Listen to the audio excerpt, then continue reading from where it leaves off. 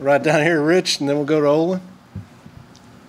Coach, big sequence in the game when they looked like they might have taken the lead, and then the way you guys handled that with the drive following that when you got the ball right back. Can you just discuss that? What was that?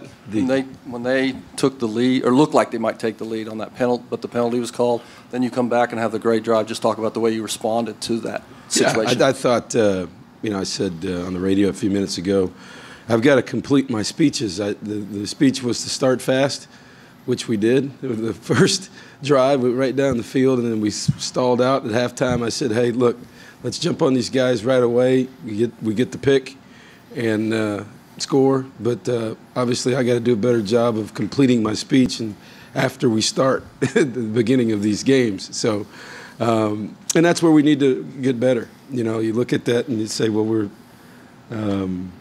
7 of 8 in the red zone, but we kicked 3 field goals. We're going to have to get better there. Some penalties. You know, it seemed like I looked up at halftime. We only had 3 penalties at halftime. It just seemed like more. It just the game felt different. And but you know, I think the big takeaway in the locker room was that, hey, listen, we won. We still have to be more consistent. There's still a lot of things for us to work on. We've got to be honest with each other, not pat each other on the back. Come in Monday, address some issues, and get better this week. And that's our goal, to get better every week. And if we can do that and eliminate what I refer to as bad football, and just eliminate the bad football. Be in your gap when you're supposed to be in your gap. Wrap up when we tackle. Take care of the ball when you have it. Those types of things. And I'm not saying do superhuman things, play better, just eliminate bad football. We'll become a better football team, and I think our guys understand that. So basically that's, you know, we stalled out. You can't have, you know, I looked up at one point, we had 300 and some yards in the first half, right? And not a lot of points to show for it, I guess. So that comes with third down execution. It comes with a turnover and costly penalties.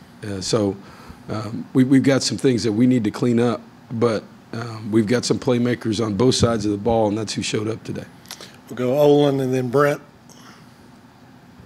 Kevin, I guess you already touched on some of what I was kind of getting at, but do you feel, understanding that it's still early in the season, do you feel pretty good about the progress you are making going into conference play? Yeah, I think so. I think that was the message after the game. The message was, hey, look, let's be honest with each other coming in on Monday. We won the game. We racked up a bunch of yards. We were, you know, we made big plays defensively when we needed to. But we've got to clean some things up and get better. We're playing a lot of people and playing a lot of young guys. You know, the interior of our defense today, for a large part of it, were guys who hadn't played since last season. You know, Alak has played a little bit in the last couple weeks. A.J. Hilliard hadn't played since South Carolina a year ago. Zay Coven hadn't played since last year. Dalen Mack just got here. You know, the good news is those 2 young guys, and Zay Coven and Dalen, are playmakers inside.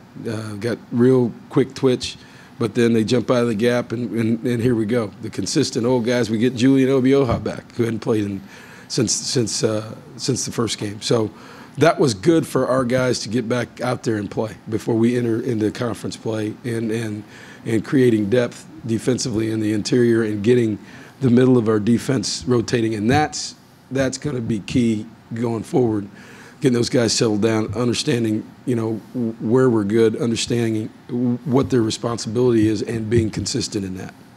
Brent. But like I said, the good news is they're capable. And you saw those guys flash in there, Zay Coven and Dalen, and you know, but Julian and Alonzo don't flash as much, but they're steadier, you know. So it was kind of hit or miss with those young guys in there. It was either a gain for them or a loss for them.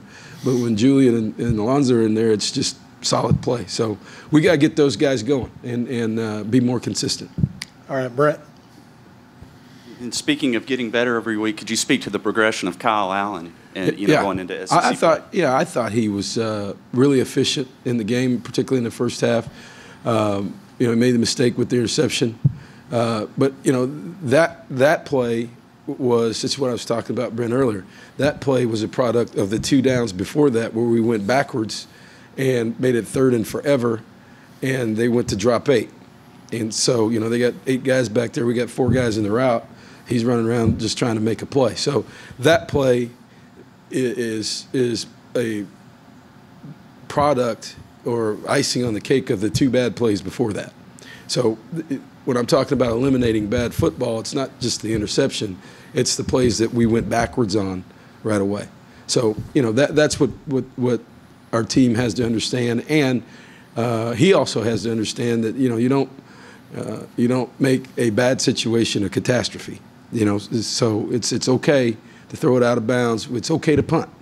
I know that it's a lot of people don't believe that here, but in that situation, it is okay to punt, and that's all part of young quarterbacks trying to make plays. They understand, hey, listen, I don't have to make this play right now on 3rd and forever to force this thing in here. It's okay to punt it. All right, we can stop them, flip the field, and we'll get another chance with the ball and not put them in scoring position. But our defense came out and backed him up right there. So there were some real positives. We had the turnovers or the pop over kick, and our defense goes out there, stops. Forces field goals or shuts people down. We had a turnover, defense a sudden change. We're all right. So we got to be better on 3rd down. Offensively, we held them to 4 of 16 on 3rd down. So we gave up some big plays later in the game, but we can learn from that. And that's the good news. Like I said, the good news is we can get better. And I think this time of year, that's important, because if you can win the way we won the last couple of weeks and we're still saying that we can get better, I know that's not what people want to hear, but everybody wants to be perfect all the time. But to me, that's encouraging, and I think that's our guys see that and they understand that, and that's where the maturity level of the team is going to show out as we get into this week, and how we approach correcting some of the things I talked about before we get to conference play. Coach to the left here, Sam Kahn. Kevin, how do you feel about your offensive line play heading into SEC play? It's. I thought we've done some things to help our schemes. I think you saw some. I think Kyle was giving away too much information today. I got to talk to him about that. With quarterback, because basically, the first couple of weeks, just like they played today, there hadn't been any respect for the quarterback run. And their guys are coming off, screaming off the edge. It started at Arizona State, continued last week. He's able to pull it. What did he rush for today? 55 net. But he 73 game. Yeah, he had 73, but he had some sacks. And that's where we got to get better in our pass pro. The more guys that we put up there, the more guys they got on the line of scrimmage. We've created some more surfaces with Coda Martin playing some tight end. Some H-back type stuff that we've been doing, and Jordan Davis getting involved and some guys, but and some different schemes. So there's our pass protection has got to continue to improve. We're seeing a lot of different looks, but anytime you average almost 6 yards a carry between the backs and Kyle Allen, we rushed 40 times for 233 yards. There's some positives to take away there. Down front here, Kate. Miles said that he didn't feel well the whole game and had cramps. I don't think he played much in the 3rd quarter. Were you hoping to keep him out? And then what was your reaction to his back-to-back sacks in the 4th quarter? He's a game changer. He had it's been a tough week for Miles. He had his wisdom teeth taken out last Sunday. So anybody who's ever been through that, he didn't practice. He was laid up all Monday. Tuesday, he kind of moved around. Wednesday, just in case anybody who's ever been through that, you got to know that we practice at 4 o'clock in the afternoon. It's 100 degrees out here.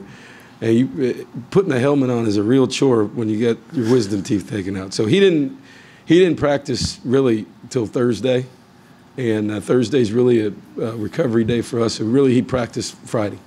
So that showed today. He's out of conditioning and doing some things. But what a tough guy. Put his helmet on today. I was glad he could get it on today, because he made a difference for us. But it was a rough week for him, and it's a combination of things. He's in great shape, but there's only so much water and Gatorade you can drink.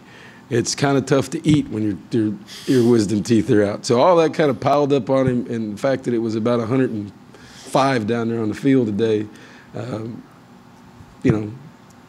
kind of compounded on him. But like I said, he's a difference maker. I was giving him a hard time. I think Deshaun and him have a little contest going. There was a couple of times where Deshaun flushed the quarterback to him, and he was mad. So those guys are working well off the edge, and just along the lines of those inside guys. I think the emergence of Jarrett Johnson and Quaylen Cunningham now to get those two guys off the field. Maybe not as flashy as the first two guys, but definitely capable, and the drop-off is not dramatic, and those guys play hard. So we've got more confidence in rolling guys in and out of the game, which we can take some snaps off of those guys, that we can utilize their speed. But he's a game changer, and he showed that today. Over here, Sam.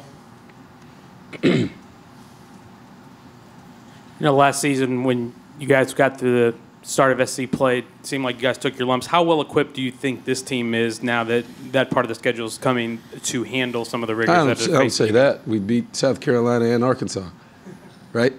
Everybody forgets that. So, it's not like we fell apart right away. So, yeah, what I talked about was, getting better every week. And we've done things to address that from a conditioning standpoint, to go back to a neutral site again. I think it'll be good for our guys because we've been in that environment already. But with the opening game this year against a top 20 opponent, so there will be a lot of things that we can draw on because we've played a lot of guys in these last couple weeks, and we've gotten some guys back in today. So it was good to get the guys I talked about, the guys that were injured, the guys who missed the first couple games, the guys that have been nicked up. It was good to get them in here today. So try to knock the rust off of them before we go play, get into conference play. Couple more. Zach down front. Coach, can you speak to Dalen Mack's progression, I guess, as a freshman, and especially his performance today with that big highlight reel hit? Well, he's only played 3 games, so I don't know what the progression is. We'll see. This is game 3 of his career. He's made some plays. He is an impact player. Just like I said, he showed some flash today, but you got to be consistent. You jump out a gap and the ball creases us in the middle, and then he blows up the field, and it was kind of all or nothing for those young guys. He and Zay Coven. But the good news is they have what it takes, and there are playmakers in the inside that we probably haven't had. And if we've got to get them playing with that talent level like Julian and Alonzo, who are more consistent right now in what we ask them to do. And if they can make that step, he gets better every week. That play last week with him chasing people down the middle of the field, I can't tell you, when he first got here and he was 40, 50. We had a meeting early in the first week of practice, and I said, hey, man, when they throw the ball, we're playing with 10 guys. You just stop. And he was used to just playing football right in this area right here and not chasing the ball. So his progression, I think Mark Hagan's doing a great job with those guys inside. Their effort has been outstanding over the course of the last, this year, and Dalen's learning to play football at this level.